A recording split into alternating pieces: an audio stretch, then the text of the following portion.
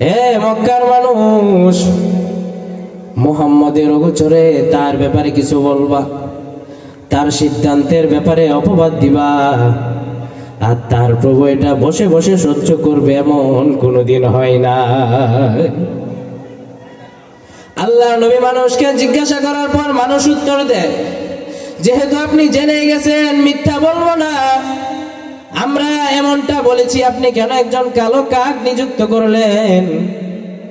আল্লাহ নবী ডাক দেয়া বলে, মানুষেরা শোনো, তোমাদের কাছে বেলালকে একজন কাক মনে হইতেছে, মনে রাখো এই বেলাল হলো জান্নাতীদের মধ্যে সর্বপ্রথম ঢুকবে। আল্লাহু আকবার বলেন, চিল্লায় বলেন আল্লাহু আকবার। তোমরা বেলালকে কালো কাক বলতেছো, আর বেলালকে মুয়াজ্জিন নিযুক্ত করার কারণে তোমাদের মন খারাপ হয়ে গেছে। আল্লাহ পাকের কাছে সবচাইতে দামি মানুষ হলো সে যার মধ্যে তাকওয়া আছে, পরহেজগারিতা আছে। আল্লাহ পাক রব্বুল আলামিন ডাক দেয়া বলে, ইয়া আইয়ুহান নাস, হে দুনিয়ার মানুষ, ইন্না খলাকনাকুম মিন যাকারিন ওয়া উনসা, আমি তোমাদেরকে সৃষ্টি করেছি একজন নর এবং একজন নারী থেকে। ওয়াজআলনাকুম শুউবান ওয়া ক্বাবাইলা লিতাআরাফু, এবং আমি তোমাদেরকে বিভিন্ন সম্প্রদায় এবং গোত্রে ভাগ করে দিয়েছি। লিতাআরাফু, যেন তোমরা পরস্পরে চিনতে পারো, একজন আরেকজনের সম্পর্ক বজায় রাখতে পারো। ইন্না আকরামাকুম ইনদাল্লাহি আতকাকুম, আর তোমাদের মধ্যে আল্লাহর নিকট অধিক সম্মানী মানুষ হলো সে যে হলো মুত্তাকি, পরহেজগার। আল্লাহ পাক রব্বুল আলামিন মানুষকে জানায় দেন, আমি তোমাদেরকে একজন নর এবং একজন নারী থেকে সৃষ্টি করার পর তোমাদেরকে আমি বিভিন্ন গোত্রে ভাগ করে দিয়েছি, কারণ যাতে তোমরা একজন অপরজনকে চিনতে পারো। আর তোমরা মনে করছো তোমাদের মধ্যে সর্বোত্তম মানুষ হবে যার ধন সম্পদ থাকবে, যার বাণিজ্য থাকবে, যার ক্ষমতা থাকবে, সে হলো সর্বোত্তম মানুষ। না, আল্লাহ ডাক দেয়া বলে, ইন্না আকরামাকুম ইনদাল্লাহি আতকাকুম ইন্নাল্লাহা আলীমুন খাবীর। من يهده الله فلا مضل له ومن يضلله فلا هادي له ونشهد أن لا إله إلا الله وحده لا شريك له ونشهد أن سيدنا ومولانا محمدا عبده ورسوله أما بعد فأعوذ بالله من الشيطان الرجيم بسم الله الرحمن الرحيم يا أيها الناس إنا خلقناكم من ذكر وأنثى وجعلناكم شعوبا وقبائل لتعارفوا إن أكرمكم عند الله أتقاكم إن الله عليم خبير. وقال رسول الله صلى الله عليه وسلم لا تغتابوا المسلمين ولا تتبعوا عوراتهم فإنه من يتبع عوراتهم يتبع الله عورته ومن يتبع الله عورته يفضح في بيته أو كما قال النبي عليه الصلاة والسلام صدق الله مولانا العظيم وصدق رسوله النبي الكريم ونحن على ذلك لمن الشاهدين والشاكرين والحمد لله رب العالمين إن الله وملائكته يصلون على النبي يا أيها الذين آمنوا صلوا عليه وسلموا تسليما اللهم صل على محمد وعلى آل محمد كما صليت على إبراهيم وعلى آل إبراهيم إنك حميد مجيد اللهم بارك على محمد وعلى آل محمد كما باركت على إبراهيم وعلى آل إبراهيم إنك حميد مجيد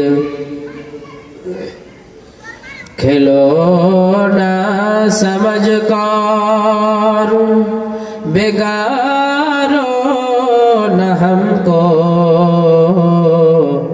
कि हम भी किसी से बनाए हुए हैं बलगल उला बिकमालिही कशफत दुजा बिजमालिही हसनत जमीउ खिसालिही सल्लो अलैहि व आलिहि माल दौलत तन परस्तारो हलाल मन फनाए मुल्क मौला जुल जलाल ला इलाहा इल्लल्लाह ला इलाहा इल्लल्लाह ला इलाहा मा शाख दरख्ती मा शाख दरख्ती मपुरज मीवाए तौहीद हर आह गुजरे संग ज़नद आर नदारीम ला इलाहा इल्लल्लाह ला इलाहा इल्लल्लाह ला इलाहा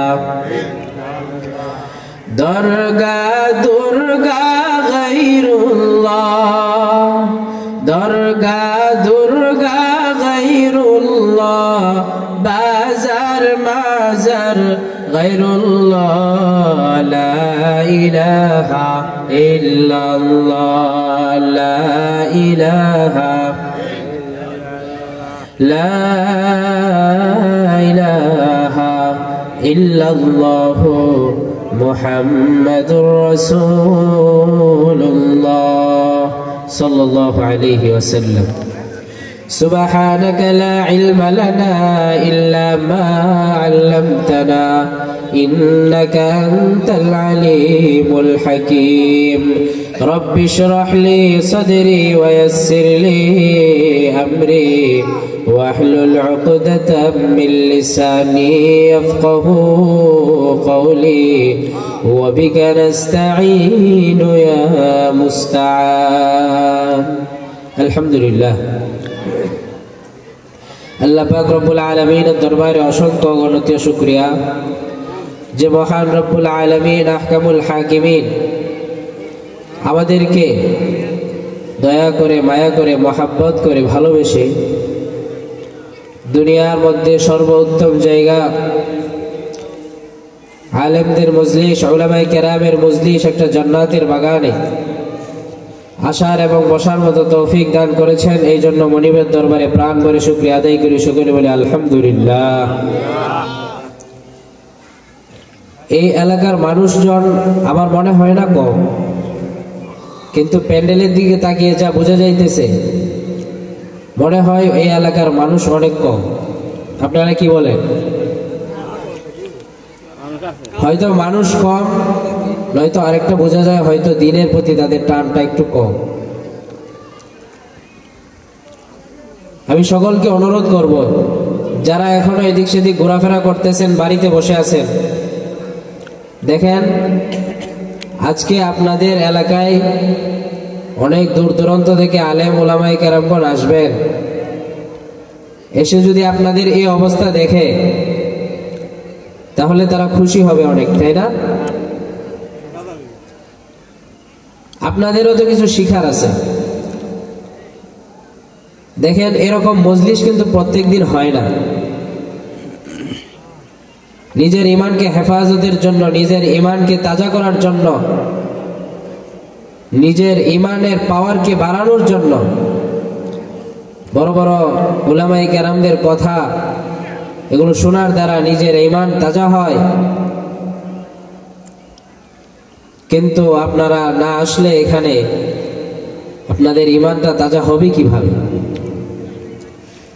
এই জন্য আমি সকলকে অনুরোধ করে বলবো, আপনারা সকলেই মাহফিলের প্যান্ডেলের মধ্যে চলে আসুন। আমি যে কোরআনে কারীম থেকে একটা আয়াত তেলাওয়াত করলাম, রাসূলের অসংখ্য অগণিত হাদিস থেকে একটা হাদিস তেলাওয়াত করলাম। আল্লাহ পাক রব্বুল আলামিন ইহার উপর কিছু কথা বলার এবং সকলকে আমল করার তৌফিক দান করুক। সকলে বলেন আমিন। আল্লাহ পাক রব্বুল আলামিন সূরা হুজুরাতের 13 নং আয়াত নাজিল করেছেন মানব জাতিকে তাদের পরিমার্জনা শিক্ষা দেওয়ার জন্য। মানুষদের মধ্যে যে কোনো পার্থক্য নেই, মানবিক পরিচয়, মানুষের সাম্য মর্যাদার অধিকার, মানুষের মধ্যে কোনো বৈষম্য নেই। আল্লাহ পাক এটা মানুষকে শিক্ষা দেওয়ার জন্য সূরা হুজুরাতের 13 নং আয়াতটা আল্লাহ পাক নাজিল করেছেন। আল্লাহ পাক রব্বুল আলামিন এই আয়াত নাজিল করার পিছনে একটা প্রেক্ষাপট রয়েছে। কোন প্রেক্ষাপটে আল্লাহ পাক এই আয়াত নাজিল করেছেন? মক্কা বিজয়ের সময়। কিসের সময়? মক্কা যখন বিজয় হয় তখন আল্লাহ রাসূল মক্কার কাবা শরীফের মুয়াজ্জিন নিযুক্ত করেন হযরত বেলাল রাদিয়াল্লাহু তাআলা আনহুকে। কাকে নিযুক্ত করেন? হযরত বেলাল রাদিয়াল্লাহু তাআলা আনহুকে কাবার মুয়াজ্জিন নিযুক্ত করেন। মুয়াজ্জিন চিনেন তো আপনারা নাকি? যিনি আজান দেয়। তো যখন আল্লাহর নবী হযরত বেলালকে নিযুক্ত করলেন, তো মক্কার অমুসলিম মানুষ যারা ছিল তারা বলে বেড়াইতেছে যে আল্লাহকে অনেক ধন্যবাদ। কিসের জন্য ধন্যবাদ? ধন্যবাদ এই জন্য যে এই দিনটা দেখার আগে আমার আব্বা দুনিয়া থেকে বিদায় হয়ে গেছে। কি বলতেছে? যে এমন একটা কুদিন, মানুষের জন্য একটা লজ্জাকর দিন দেখার আগে আমার আব্বা যে দুনিয়া থেকে বিদায় হয়ে গেছে, এই জন্য আল্লাহকে ধন্যবাদ। হারিস ইবনে হিশাম তিনি বলা বলি করতেছেন যে হযরত মুহাম্মদ সাল্লাল্লাহু আলাইহি ওয়াসাল্লাম তিনি একটা কালো কাক ছাড়া এত বড় সম্মানকর একটা জায়গা কাবার, তিনি কি একটা কালো কাক ছাড়া অন্য কাউকে নিযুক্ত করতে পারতেন না? একটা কালো কাককেই তিনি মুয়াজ্জিন নিযুক্ত করলেন।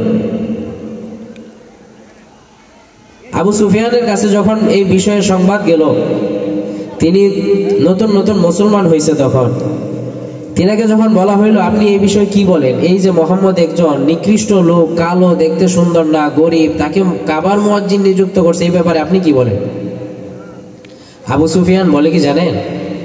বলে আমি এই বিষয়ে কিছু বলবো না, কারণ আমি কিছু বললেই মুহাম্মদের প্রভু এটা তাকে জানিয়ে দেয়। জোরে বলেন না সুবহানাল্লাহ। আমি এই ব্যাপারে কোনো মন্তব্য করতে চাই না, কারণ আমি কোনো মন্তব্য করতে পারি না, তার আগেই তার প্রভু তাকে জানিয়ে দেয়। আমি কথা বলবো কিভাবে? আল্লাহ পাক রব্বুল আলামিন ডাক দেয়া বলে, জিবরাইল, আরে জিবরাইল যাও, ওহী নিয়া নবীর কাছে যাও, গিয়া মক্কার মানুষের এই মন্তব্যগুলোকে আমার হাবিব সরকারে দু আলম মুহাম্মদ সাল্লাল্লাহু আলাইহি ওয়াসাল্লামের কাছে পৌঁছে দাও। গিয়া বলো বিলালকে মুয়াজ্জিন নিযুক্ত করার কারণে মানুষের মন্তব্যগুলো এমন হচ্ছে, মানুষেরা বেলালকে নিযুক্ত করার কারণে মানুষের মন খারাপ হয়ে গেছে। হযরতে জিবরাইল সঙ্গে সঙ্গে ওহী নিয়ে আল্লাহ নবীর দরবারে হাজির। আয়েশা বলে, রাহমাতুল লিল আলামিন, আপনি বেলালকে মুয়াজ্জিন নিযুক্ত করার কারণে মানুষের এমন এমন মন্তব্য শুরু হয়ে গেছে, মানুষের মধ্যে ভেদাভেদ তৈরি হয়ে গেছে। আপনি বেলালকে মুয়াজ্জিন নিযুক্ত করার কারণে মানুষের মন বেজার হয়ে গেছে। আল্লাহ পাক রব্বুল আলামিন এই সংবাদ দিয়ে আমাকে আপনার কাছে পাঠাইছেন। আল্লাহর নবী সংবাদ পাওয়ার পর মানুষদেরকে জিজ্ঞাসা করলেন, তোমরা কি এমন মন্তব্য করতেছো? আবু সুফিয়ান ডাক দিয়ে বলে, দেখেছো আমার কথা বৃথা যায় নাই, তোমরা এখানে বলতে পারো না। সাথে সাথে তার প্রভু তাকে জানিয়ে দিয়েছে। আল্লাহু আকবার। হে মক্কার মানুষ, মুহাম্মদের গোচরে তার ব্যাপারে কিছু বলবা, তার সিদ্ধান্তের ব্যাপারে অপবাদ দিবা, আর তার প্রভু এটা বসে বসে সহ্য করবে এমন কোনোদিন হয় না। আল্লাহ নবী মানুষকে জিজ্ঞাসা করার পর মানুষ উত্তর দেয়, যেহেতু আপনি জেনে গেছেন মিথ্যা বলবো না, আমরা এমনটা বলেছি, আপনি কেন একজন কালো কাক নিযুক্ত করলেন? আল্লাহ নবী ডাক দেয়া বলে, মানুষেরা শোনো, তোমাদের কাছে বেলালকে একজন কাক মনে হইতেছে, মনে রাখো এই বেলাল হলো জান্নাতীদের মধ্যে সর্বপ্রথম ঢুকবে। আল্লাহু আকবার বলেন, চিল্লায় বলেন আল্লাহু আকবার। তোমরা বেলালকে কালো কাক বলতেছো, আর বেলালকে মুয়াজ্জিন নিযুক্ত করার কারণে তোমাদের মন খারাপ হয়ে গেছে। আল্লাহ পাকের কাছে সবচাইতে দামি মানুষ হলো সে যার মধ্যে তাকওয়া আছে, পরহেজগারিতা আছে। আল্লাহ পাক রব্বুল আলামিন ডাক দিয়ে বলে, ইয়া আইয়ুহান নাস, হে দুনিয়ার মানুষ, ইন্না খলাকনাকুম মিন যাকারিন ওয়া উনসা, আমি তোমাদেরকে সৃষ্টি করেছি একজন নর এবং একজন নারী থেকে। ওয়াজআলনাকুম শুউবান ওয়া ক্বাবাইলা লিতাআরাফু, এবং আমি তোমাদেরকে বিভিন্ন সম্প্রদায় এবং গোত্রে ভাগ করে দিয়েছি। লিতাআরাফু, যেন তোমরা পরস্পরে চিনতে পারো, একজন আরেকজনের সম্পর্ক বজায় রাখতে পারো। ইন্না আকরামাকুম ইনদাল্লাহি আতকাকুম, আর তোমাদের মধ্যে আল্লাহর নিকট অধিক সম্মানী মানুষ হলো সে যে হলো মুত্তাকি, পরহেজগার। ওয়াল্লাহু খায়রুর রাযিকিন।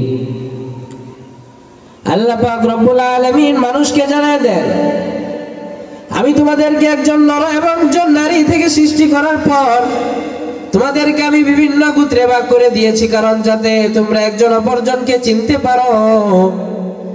আর তোমরা মনে করছো তোমাদের মধ্যে সর্বোত্তম মানুষ হবে যার ধন সম্পদ থাকবে, যার বাণিজ্য থাকবে, যার ক্ষমতা থাকবে, সে হলো সর্বোত্তম মানুষ। না, আল্লাহ ডাক দেয়া বলে, ইন্না আকরামাকুম ইনদাল্লাহি আতকাকুম ইন্নাল্লাহা আলিমুন খাবীর।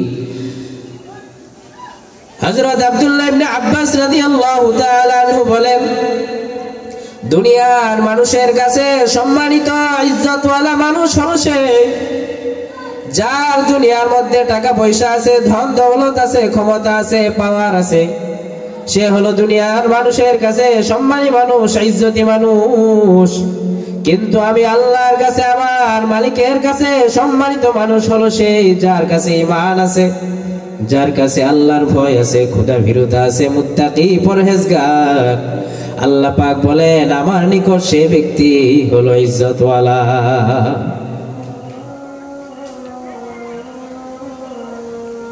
এই জন্য প্রিয় ভাইরা আমার, আল্লাহ পাক রব্বুল আলামিন মানুষকে সৃষ্টি করার পর আল্লাহ পাক দুনিয়ার মানুষদের নিজামকে তিনি ভুল প্রমাণ করে দিয়েছেন। আজকে দেখা যায় মানুষ তাকেই সম্মান করে যার টাকা আছে, যার ক্ষমতা আছে, পাওয়ার আছে, তাকে মানুষ সম্মান করে। যার টাকা নাই, ক্ষমতা নাই, তার কোনো সমাজে দাম নাই। আল্লাহ পাক রব্বুল আলামিন বলে এমনটা হওয়া উচিত নয়। আমি আল্লাহ এটার জন্য মানুষকে বানাই নাই।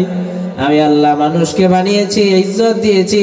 যে মানুষ মুত্তাকি পরহেজগার, আমি আল্লাহর কাছে সে হলো সম্মানী, সে হলো ইজ্জতওয়ালা। দুনিয়ার মানুষ কাকে ইজ্জত দেয়? যার ধন সম্পদ আছে, টাকা পয়সা আছে, তাকে ইজ্জত দেয় এবং সে হলো সম্মানী মানুষ দুনিয়ার মানুষের কাছে। কিন্তু হযরত আব্দুল্লাহ ইবনে আব্বাস রাদিয়াল্লাহু তাআলা আনহু বলেন, সম্মানিত মানুষ এবং ইজ্জতওয়ালা মানুষ হলো সেই যে মুত্তাকি এবং পরহেজগার। ঠিক কি না? আল্লাহ পাক রব্বুল আলামিন বলেন, মুত্তাকি পরহেজগার হওয়ার ক্ষেত্রে কে বড় লোক, কে গরিব, কে ধনী, এটা আমি কোনো সময় যাচাই বাছাই করি না। যে আমি আল্লাহর হুকুম বিধানগুলো পালন করে, যে আমি আল্লাহকে ভয় করে, সে হলো আমার কাছে ইজ্জতওয়ালা, সে হলো আমার কাছে সম্মানী মানুষ, তাকেই তোমরা সম্মান করবা। বাদশাহ সিকান্দারের নাম শুনছেন আপনারা? পৃথিবী বিখ্যাত, পৃথিবী শাসন করা 3 জন বাদশার মধ্যে একজন হলেন বাদশাহ সিকান্দার। তিনি কত বড় আল্লাহর ওয়ালি ছিলেন দেখেন। সারা পৃথিবী শাসন করার পরেও তিনি আল্লাহকে কোনোদিন ভুলে যান নাই। একটা মুহূর্তের জন্যও আল্লাহর স্মরণ থেকে তিনি উদাসীন হন নাই। এখন বলতে পারেন টাকা পয়সা হলে মানুষ তো আল্লাহকে ভুলে যায় না। বাদশাহ সিকান্দার পৃথিবীর বাদশাহ ছিল, আল্লাহকে ভুলে যান নাই। বাদশাহ সিকান্দার কেমন বাদশাহ ছিল? একদিন বিকাল বেলা উজিরদেরকে ডাক দিয়ে বলে, উজিরেরা শোনো, আমি যখন মরে যাব, আমার লাশটাকে যখন দাফন কাফনের জন্য গোসল করাইয়া সাজাইয়া রাখবা, আমি বাদশাহ সিকান্দার যখন মারা যাব, আমাকে যখন দাফন করার জন্য তোমরা গোসল করাইয়া সাজাইয়া রাখে জানাজার নামাজ পড়বা। জানাজার নামাজ পড়ানোর পর আমাকে যখন কবরের মধ্যে নিয়ে যাইবা, আমি তোমাদেরকে ওসিয়ত করে যাইতেছি, আমাকে কবরে নেওয়ার আগে আমার লাশটাকে তোমরা কাঁধের মধ্যে উঠাইয়া হাত দুইটাকে এভাবে বের করে দিয়ে পুরাটা শহর ঘুরাইয়া ফিরাইয়া তারপরে আমার লাশটাকে কবরের মধ্যে রাখো। বাদশাহ সিকান্দারের এমন ওসিয়ত উজিরেরা বুঝতে পারলো না। কি ব্যাপার, বাদশাহ মারা যাওয়ার পর এমন করতে কেন বললেন? তাদের মাথায় কাজ করতেছে না। বাদশাহ কি পাগল হয়ে গেলেন নাকি? পৃথিবী বিখ্যাত বাদশাহ, পাগল হওয়ার তো কোনো প্রশ্নই আসে না। কিন্তু তিনার এমন সিদ্ধান্ত তারা বুঝতে পারলেন না। বাদশাহ সিকান্দারের সিদ্ধান্ত বুঝুক আর না বুঝুক, অর্ডার যেহেতু আসছে পালন করতে হবে। এই জন্য উজিরেরা আর দ্বিতীয়বার প্রশ্ন করার সাহস পায় নাই। তারা বাদশাহ সিকান্দার মারা যাওয়ার পর তার ওসিয়ত অনুযায়ী যখন তাকে গোসল করানো হলো, গোসল করার পর জানাজার নামাজ পড়ানোর পরে তার লাশটাকে খাটুল্লার মধ্যে উঠাইয়া খাটের মধ্যে লাশটাকে শোয়াইয়া হাত দুইটা বের করে দিয়ে শহর যখন ঘুরাইয়া ঘুরাইয়া কবরে নিয়ে যায়, দুনিয়ার মানুষেরা ডাক দিয়া বলে, মানুষেরা তাকায়া দেখ, সারাটা জীবন মানুষ থেকে ট্যাক্স এবং চাঁদা নেওয়ার পর মরার পরেও কিভাবে হাত পাইতে রাখছে দেখ। মনে হয় যেন মরার পরেও সে আমাদের কাছে ট্যাক্স এবং চাঁদা চাইতেছে। এটা কাদের ধারণা? দুনিয়াদার, যারা দুনিয়ার পিছনে লেগে থাকে তাদের ধারণা হলো যে বাদশাহ সিকান্দার পৃথিবী শাসন করছে, আমাদের কাছ থেকে ট্যাক্স নিছে, এখন মারা যাওয়ার পরেও সে আমাদের কাছে ট্যাক্স চাইতেছে, কিভাবে যেন হাতগুলা বের করে রাখছে। আল্লাহওয়ালারা ডাক দিয়া বলে, দুনিয়ার মানুষেরা শোনো, বাদশাহ সিকান্দার হাত বের করে রাখছে তোমাদের কাছে টাকা চাওয়ার জন্য নয়। বাদশাহ সিকান্দার হাত বের করে রাখছে তোমাদের কাছে ট্যাক্স চাওয়ার জন্য নয়। বাদশাহ সিকান্দার দুনিয়ার মানুষদেরকে মেসেজ দিয়ে যাইতেছে, দুনিয়ার মানুষেরা শোনো, আমার মতো জগৎ বিখ্যাত বাদশা আমার পরে আর হবে কিনা সন্দেহ আছে, কিন্তু দুনিয়ার মানুষ ছট দেন, জেনে রাখো আমি পৃথিবী শাসন করার পরেও আজকে যখন কবরে যাইতেছি খালি 2টা হাত নিয়ে কবরে রওনা হইছি। আমি পৃথিবী শাসন করছি, আমার ধন সম্পদের কোনো অভাব ছিল না, আমার খাদ্যের কোনো অভাব ছিল না, আমার টাকা পয়সার কোনো অভাব ছিল না, বাড়ি গাড়ির কোনো অভাব ছিল না। দুনিয়ার যখন যা চাইছি তাই পাইছি, কিন্তু আজকে যখন কবরে যাইতেছি কোথায় আমার ধন সম্পদ, কোথায় আমার ঘর বাড়ি, কোথায় আমার দলবল, কোথায় আমার লোক, কোথায় আমার সন্তানেরা, কোথায় আমার বাদশাহী? নাই, কিচ্ছু নাই, খালি 2টা হাত নিয়ে কবরের উদ্দেশ্যে রওনা করছি। আউলিয়ারা কারে উকবা না হাসাত, আউলিয়ারা কারে উকবা না হাসাত, ইয়া ইলাহি মুঝসে মুঝকো দূর কর, তাকে দেখো মুझ में तुझको एक नजर। अल्लाह अल्लाह क्या मुबारक नाम है, अल्लाह अल्लाह आशिकों का काम है। দুনিয়ার মানুষ জেনে রাখো, দুনিয়ায় বাঁচার সময় দুনিয়ার জিন্দেগিতে তোমাকে আল্লাহ ছাড় দিয়েছেন বলেই নয়, আল্লাহকে মাহরুম রাইখা, আল্লাহকে ভুলে গিয়া, আল্লাহর থেকে উদাসীন হইয়া তোমার মনে যা চাইবে তাই করবা, আল্লাহকে নারাজ করিয়া দুনিয়ায় চলাফেরা করবা। মনে রাখো আল্লাহর কাছে কিন্তু একদিন হাজিরা দিতে হবে, সেই দিন যেন ধরা না খাও সেটা মাথায় রাইখা কাজ কইরো। আজকে মসজিদের মধ্যে আজান হয়, 5 ওয়াক্ত আজান হয়, তোমাকে খুঁজে পাওয়া যায় না। মসজিদে আজান হয়, তুমি খেত খামারে বসে থাকো, নামাজে যাও না। আল্লাহ পাক তোমাকে ডাকে আর তুমি আল্লাহর ডাকে সাড়া দাও না। অথচ মানুষ, যে মালিক তোমাকে সৃষ্টি করছে, যে মালিক তোমাকে বানাইছে, সেই মালিক তোমাকে ডাকতেছে আর তুমি মালিকের ডাকে সাড়া না দিয়া উদাসীন হয়ে বসে রইছ। মনে রাখো আল্লাহ পাক রব্বুল আলামিন তোমার এই উদাসীনতার হিসাব কিন্তু একদিন কড়াই গন্ডায় আদায় করবে। এই জন্য প্রিয় ভাইয়েরা আমার, আল্লাহ পাক রব্বুল আলামিন মানুষকে সৃষ্টি করার মধ্যে কোনো পার্থক্য করেন নাই। এই জন্য আমরাও মানুষের মধ্যে কোনো পার্থক্য করব না।